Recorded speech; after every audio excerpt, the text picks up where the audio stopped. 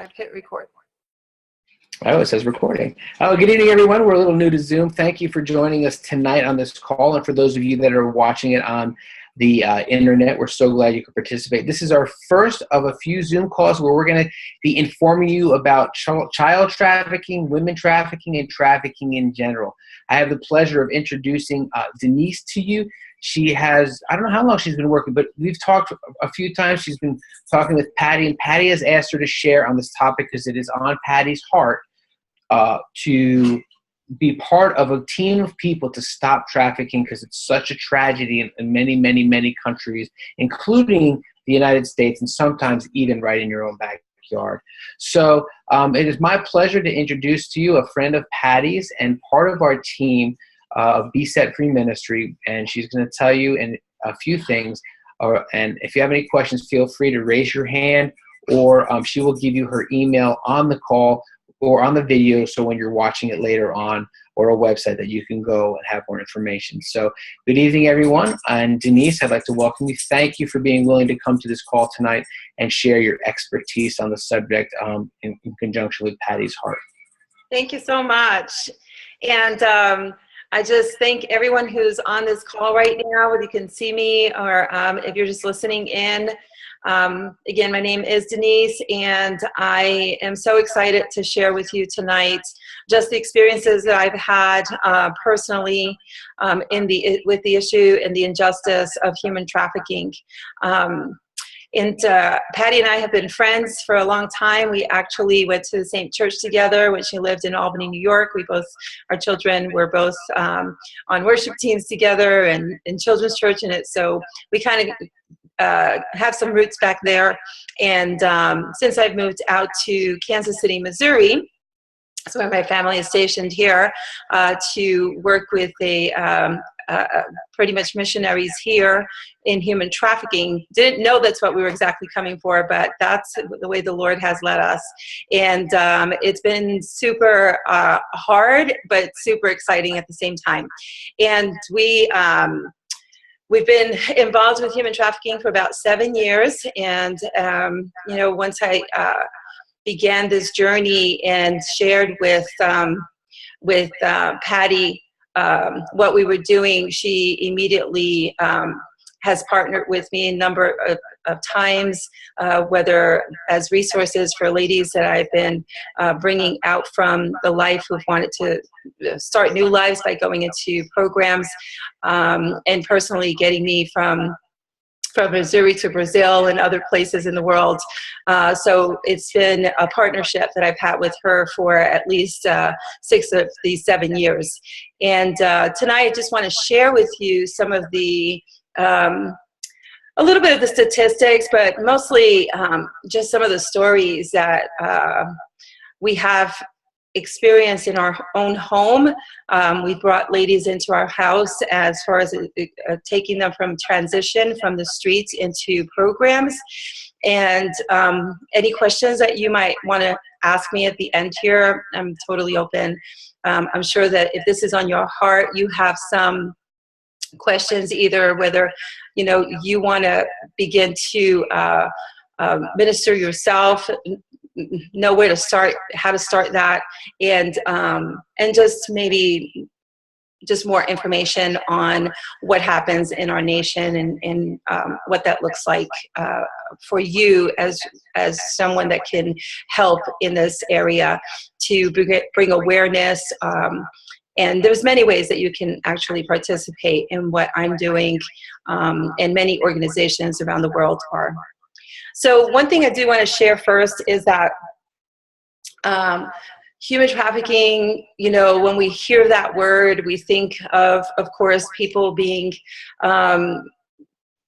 brought across borders, and mostly in other countries where there's much poverty, and we hear the families that are in poverty in Africa, in Mozambique, in Moldova, and even in Europe. And what happens is that is a reality where children are being sold even by their own parents because of the poverty.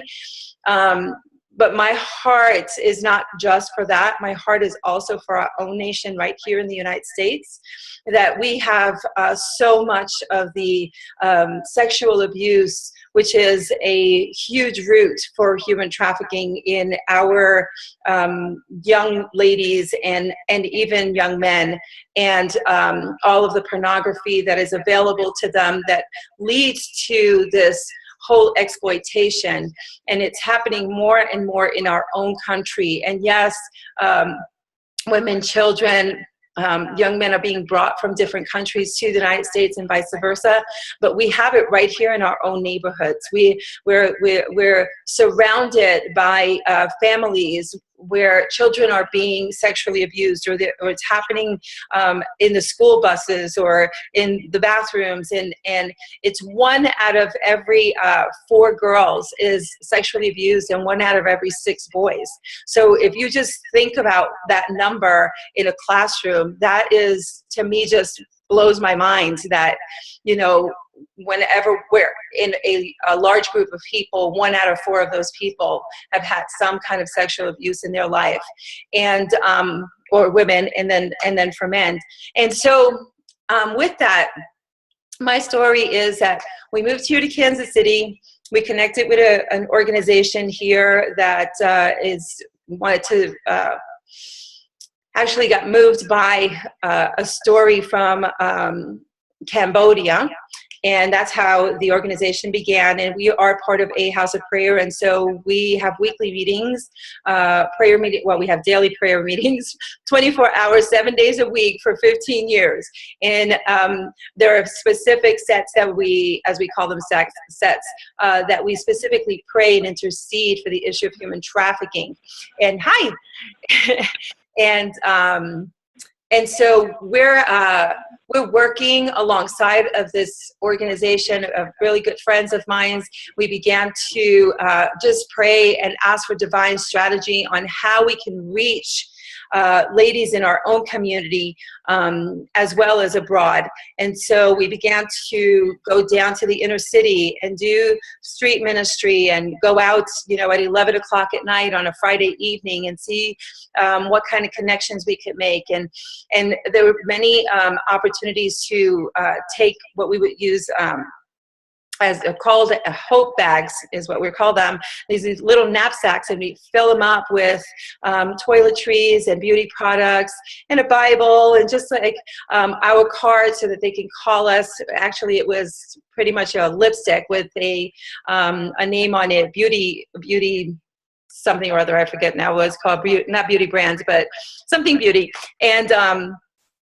And it was to kind of hide that we were, you know, our phone number, so that they wouldn't get in trouble, because many times their pimps can actually, you know, beat them up because they don't know who this person is, who's trying to reach out to them, what's going on in their life, that we have to be conscious of when we're reaching out to these ladies.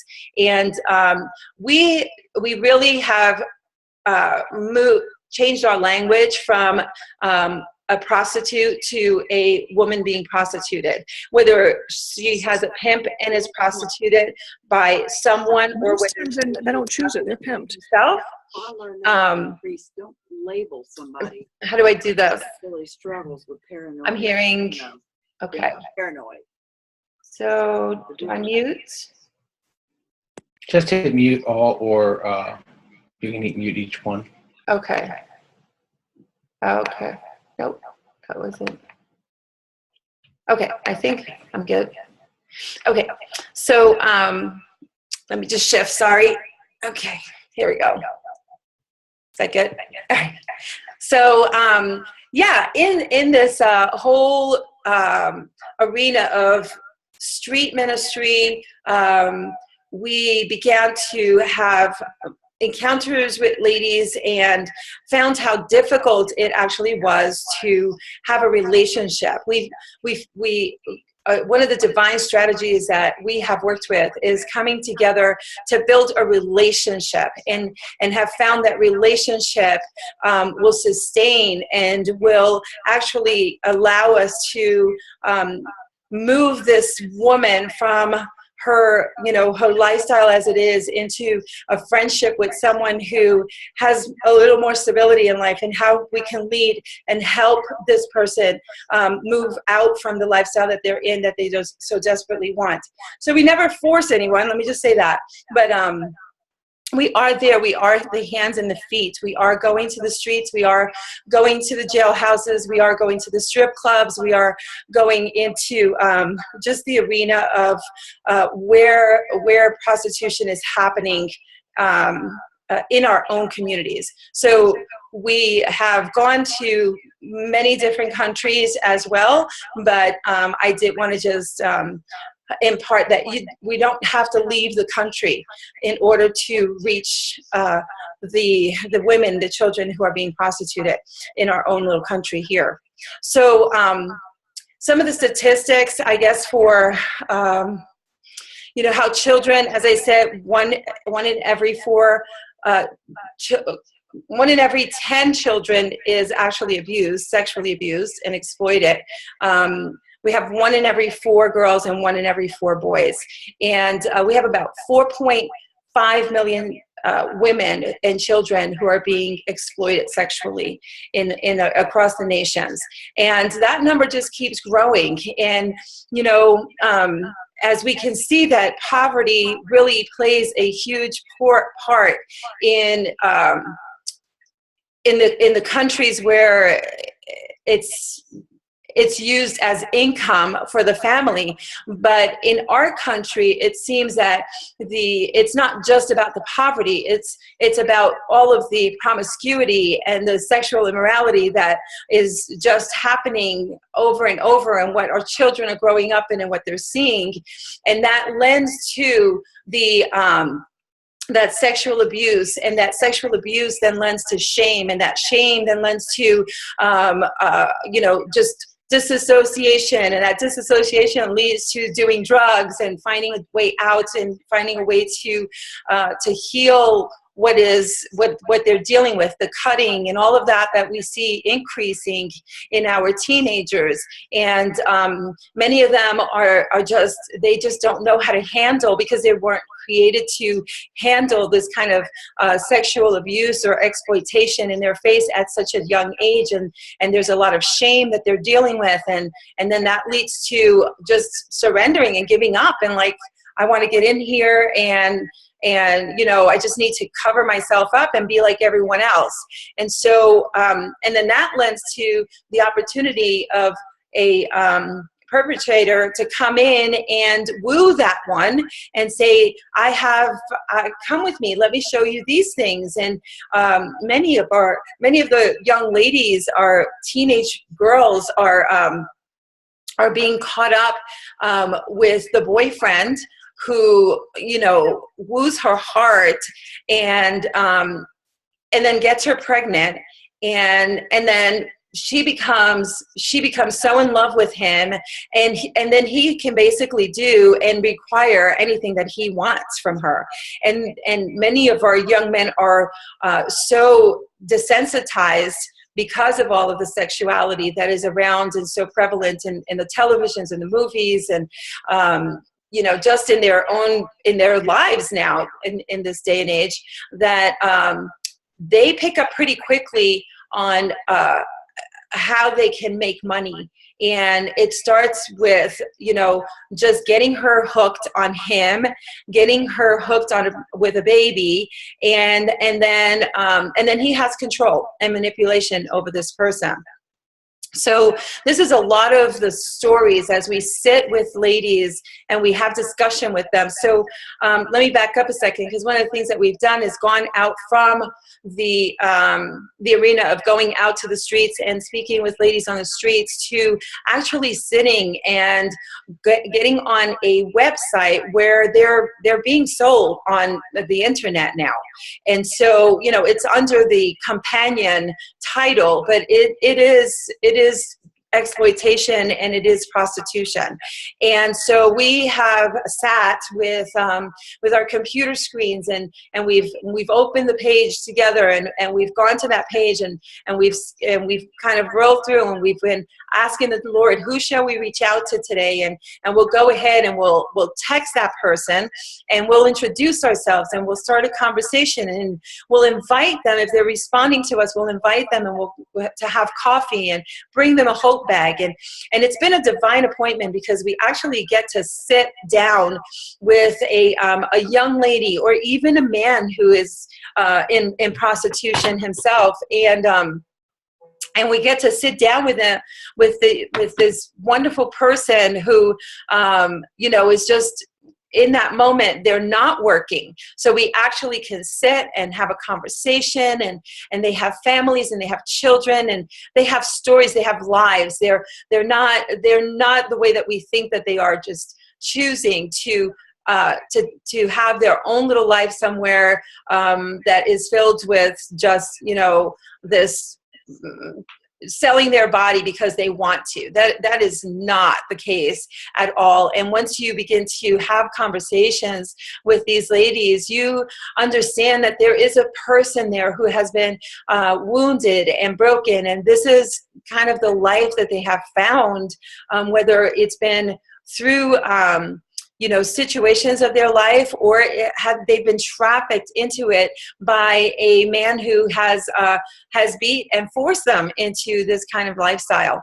So with that, my heart and my family's heart, we have grown to love the ladies, the children. Obviously, the children are so easy to love.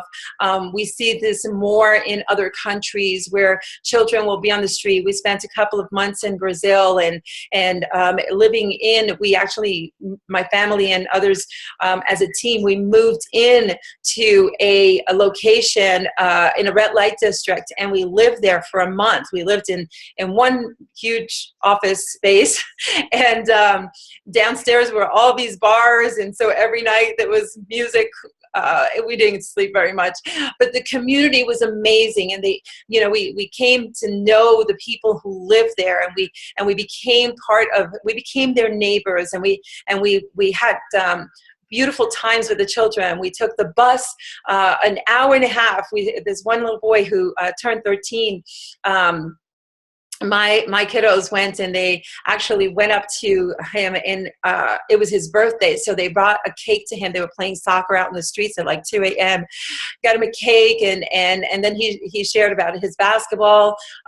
He plays basketball. It's an hour and a half bus ride away. We all got on the bus. We told him we were going, and the next morning we did. We got on the bus and we went out to his basketball game, and he was so surprised to see us when we walked in, and he introduced us as his family. And so we got the opportunity to minister to these children's heart and show them that there are people who care about them, that there is the love of the Father that comes and reaches out.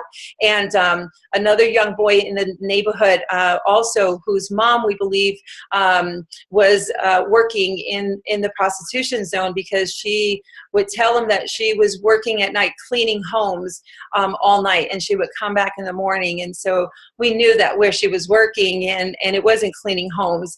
And sweetest little boy, and we still have communication with him. The community is still the people that we started this prayer room with. They're still there. They're still working at the prayer room and having luncheons for the ladies once a week, and still building relationships. So we have found that what we can do with just a few people is build relationship. And if we can build that relationship with ladies and men who, the men, there are many transvestites here in Missouri. I know they're in New York. They're in every state. And if you can go out to the streets, and you'll see that this is something that our nation is really kind of blinded to, and we've turned our attention off of it rather than to it. And the more that our nation struggles, and the more that that we turn our face from it, it's going to grow. And the more that we allow our children to witness so much of the immoralities through, whether it's through movies or television shows or just even the internet and the pop-ups, and many of our children are witnessing pornography on the internet just at the age of 7, 8, 9, and 10, and this is shocking to their little hearts. Their bodies are not ready for this, and they don't know what to do with it, and it brings so much shame to them, because now they're acting out in it, and the inner person knows, like, this is not normal, and this isn't what I'm supposed to be doing, and I'm just a child, and how is this happening? And so for all of that is what causes this tension in a child, his own heart. And so in our country, I think what we see more even than the trafficking of, like, taking a child into another country. Although, listen, when those little Amber Alerts come out, be aware, these are the things that are going on. When our children are missing, when we see these missing children, this is what's going on. They are being taken and they're being trafficked into other countries, or they're trafficked here. And we need to wake up and see what is going on around us and do our part as much as possible. And not all of us can or feel led even to be the ones that go out to the street at 11 o'clock at night, or looking at the back page on the computer to find the ladies to sit down and have coffee with, and go to a country and live in a red light district. And it's kind of like that. We partner together in this. We have to begin to develop a partnership where we're sending those who are meant to go, and we're partnering together in prayer, and we're partnering together where we get together and we share the stories and we say, look, this is what you have done by just partnering with me. And I want to show you a screen that hopefully I know how to do this again. I'm going to share this screen, and these are the shoes of ladies, and there's one man's shoe in here. Let's see if I can get it up there. Can you all see that? You're all muted, so I okay.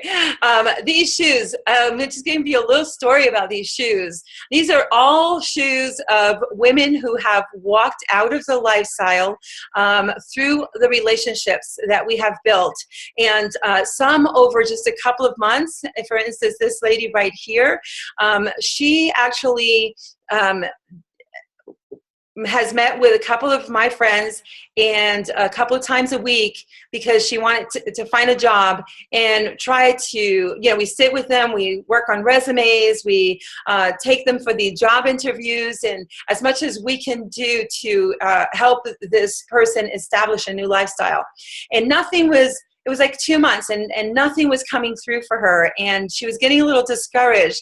But she came from a really great family, actually. So the story is not all of ladies who are being prostituted out in the streets or anywhere have bad families. They're not just coming from the street. They have really great families. And this lady had a really great family. They were actually Christians, and lived in another state.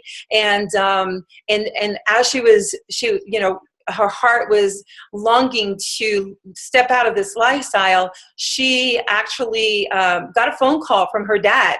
And her dad was weeping and said that he had been praying, and he felt led that he needed to call her, that her family missed her, and they wanted her to come home. And would she come home? They would come and pick her up right then. They would just leave with that night and come and get her. And she said yes. And they came for her, and she went back home with her family. She had younger siblings, and just began a new life again with her family, and has been establishing a job there and a church family, and just reunited with her family. And so this is some of the stories. This young lady right here, she's been in and out of 2 programs now, and she has young children. Her first 2 children, her mom adopted. She had another child that's just turned 3 years old, and 2 years old actually, and it's really hard because her mom has just taken him in as a foster child, and her mom is 70 years old, and she is caring for these children. And I just have times where I want to spend more time with her and helping her take care of these children. And right now my time is kind of tied up with jobs, which is one of the things that I'm wrestling with, because I need to be free to do what God has called me to do in these ladies' lives and to partner with these women. And so anyways, she's heavy on my heart. We're constantly praying for her. I just took her to the hospital. She calls me. I just took her to the hospital about a week ago. She called, and it was the middle of the day, and it was, but thank God I was able to leave my job in that moment and go get her. She was like, I need you to come get me right now. She was withdrawing from heroin and meth and cocaine and PCV and all kinds of, I don't know what, drugs.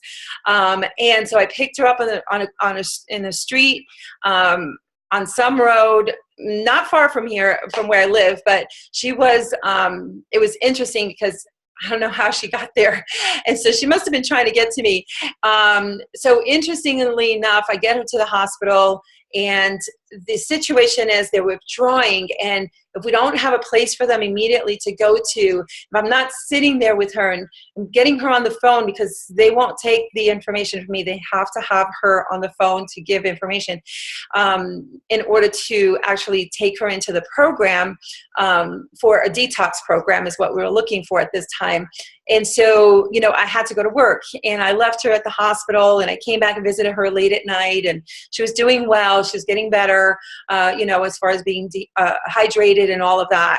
And so then the next day they released her, and she had me take her right back to the home where I picked her, a different home that she was staying at, someplace, I don't know.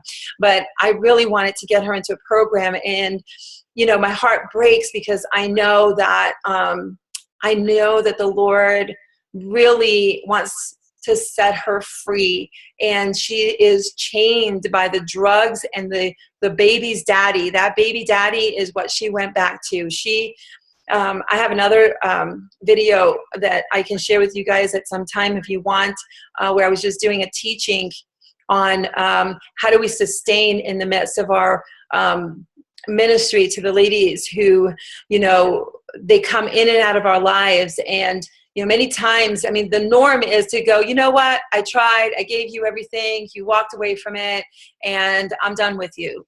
But that is not who our Lord is. Our Lord, He's merciful. He's slow to anger. His forgiveness is 70 times 7. His mercies endure forever. His love endures forever. His mercies are new every morning. And we have to be that expression to these ones who are broken, because this is the only life they know, and it's hard. It's not easy for them to walk away. So our job, and my friends and I, as we do this work together, our job is to, set good boundaries. We don't want to just aid and abet their lifestyles, but in discernment with the Lord in prayer, we want to set good boundaries for them, but we want to also be able to love them unconditionally and not judge them, but when they're reaching out and we feel like, no, this is a good time to step back into their lives. This is a good time. She needs me right now to come alongside her and be her support. And if she doesn't walk out of this with me today, it's okay, because I've stepped in and she knows that I'm here for her. But she knows that I have certain standards that you know, I'm not just going to aid and abet her either. So it's building that relationship over and over. And so some of these ladies have walked out. This one here with the pink shoe with the little black bow, she actually went through, she got her GED, she went through a nursing program, and she is a nurse's aide now. And she has a little girl that's about 7 or 8 years old, and she was literally trafficked right here in Missouri. We actually rescued her in the middle of the night. We actually had a team, 2 ladies and 2 men who went out to the location that we were told, because she actually escaped from the home and got to a friend of ours who knew about us, and she called us and said, hey, I have this girl, can you please come pick her up? And we shot out there in the middle of the night and just rescued her from her pimp, who was beating her and selling her over and over and over again. And so we were able to bring her out from that. We're able to get her counseling. We're able to get her you know, a home here, and bring her daughter with her and keep her protected, and work with her until she was with us for about a year, and she went through all of the programs. She graduated from it, and as I said, she did succeed at getting her GED. Smart girl. They're all very smart. It's amazing. And got her GED, got her nurse's aide, and now she's living in a safe place with her daughter and starting a new life. And that's many of the stories that we have here. I'm just going to tell you one more story, and that is the red sneakers there. Excuse me. That is a young man that in Brazil, when we were in Brazil in the red light district, we're going to go down, and around the corner is you just walk down this one street and you hit all the bars, and there was a lot of nudity, and the men just come in like a flood. And we're standing on this one corner just a couple of blocks before you actually hit the zone, the prostitution zone. And we're waiting actually for a young lady who said she was going to meet us there that night. We had met her the night before, and she hadn't shown up at the time she said she was going to show up. So we're just kind of hanging around the corner for a while and giving her time and just praying and saying, you know, we'll wait for a while. And then this young man, as we were sitting and praying, he comes and he starts to ask questions like, what are you doing here? Why are you here? And what are you doing? And we share with him what we were doing. We were waiting for someone, we were praying, and we had, you know, the house of prayer was down the block and so on and so forth. And he just began to weep. And we said, what are you doing here? And he said, you know, this is my first time here. I've never try to purchase a prostitute. Like I've never done that. So, but tonight I was so broken. I've been fighting with my wife, and I was just so disappointed and so shameful of like just my relationship with my wife and giving up, that I decided that I would just come out and come to Villa Mimosa because I knew about this place. And so he just wept, and he's like, and now I don't want to go, you know. He's like, will you pray for me? And we said, of course we would. And we prayed for him, and we invited him to come back to the prayer room with us, and he did. And then he just got encountered by God, and he just like gave his life to the Lord. And now he's just like, he became one of the people who actually continues this work right there in the prayer room. And it's just amazing that God actually, brought him to us in that moment, at that time. And the story behind why we have all these shoes is I have a really great friend who I've worked with all these years, and she's a painter. And so she felt led by the Lord to paint these shoes for these ladies. So as they would decide to step out of the old lifestyle, she asks them if she can paint their shoes. And she takes them and buys them a new pair of shoes so that they can walk into their new lifestyle. And we get to hold on to these shoes and keep the story with us, but actually share it with other people so that they can see these are real people. These are the shoes of real women and men that are stepping out of this lifestyle lifestyle because of the work that we're giving ourselves to, and because the Lord is calling, on our hearts to actually surrender our lives and do this type of work and be available. It's about being available. It's about trusting God in those dark places where, you walk out into the streets, you're like, what am I doing here?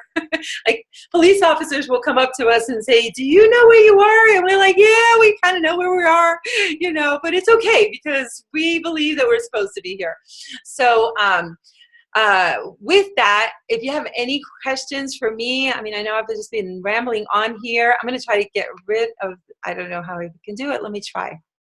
Back to our screen. That's not our screen. How do I get rid of that? Oh, stop share. There it is. Hi. All right. I'm going to unmute, or if you want to, I'm just going to unmute you all because I don't know who's even here. How do I do that? Or do you do that? Let's see. Chat?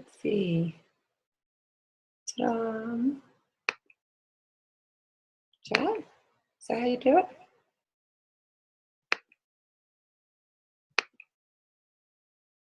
Oh. Huh. Oh, there it is. Hello. Okay. Okay, so let's see.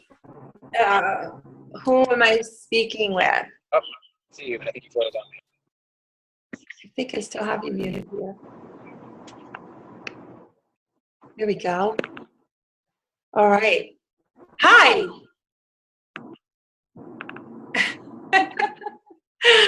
Okay. Great, Denise. Thank you. I think you might have unmuted your phone too. We appreciate all that you're doing. Do you have any information on how we can participate with you, where we can go? Do you have a website or an email or anything like that? Yes, absolutely. I have a couple places. If the best email to reach me by would be with my name, so Denise Lester at ihopkc.org. And as far as partnering with me, I'm looking to increase my partnership so that I can quit my evening job. I have a full-time evening job that works from 3:30 to midnight, and I also work during the day now. We're trying to just sustain a household, and it's interfering with my ministry. And so I know that the Lord has given me the confidence to begin to build my partnership again so that I can get back onto the streets and do the work that I need to be doing, be on call for these ladies. So either my email address if you want more information about how you can partner with me, and then also, of course, there's always PayPal if you're interested in just, partnering with me just on the get-go. You can go ahead and use real, REAL 531 at gmail.com. That would be my PayPal account. And as far as I do have another. You probably get the lines again. Okay. Sure. Let's see. Oh, not that one. I'll need that one. There we go. Okay. Are we good? Yep, we're good. Okay, great. Yeah. So the other way to actually partner with me would be through Modern Day, and I can get you that email address and how to set that up as well. Once you email me at the Denise Lester at ihopkc.org. If you want some more information, if you need a tax, what do you call that? Deduction. Yes, thanks. The tax deduction, you would actually be able to do that through either Modern Day or through IHOP-KC. So basically, you would make the check payable to IHOP-KC, and then without my name on it, put my name on the envelopes when you mail it to me, so I can give you my address when you email me, and then you can get a tax deduction there. Do you have a Facebook page? I am just me on Facebook. So Denise Lester on Facebook, and I do put up a few things there. I'm not really a good Facebook person, but I have a few things up there. And but definitely, it's a great way to contact me if you don't have the information. Search me out, Denise Lester, and I'll be definitely in touch with you. As far as messages, that's the best way, because I don't always look at Facebook, but I will see my messages come through my phone if they're coming through my Facebook page, for sure. Okay. Yeah. Well, thank you so much, Patty. Yeah. Do y'all have any questions for me at all? Any thoughts? Anybody want to raise a hand? Okay, great. Well, it was my pleasure, and I hope that what I shared was moved your heart. And if it's okay, I'd like to just pray as we close.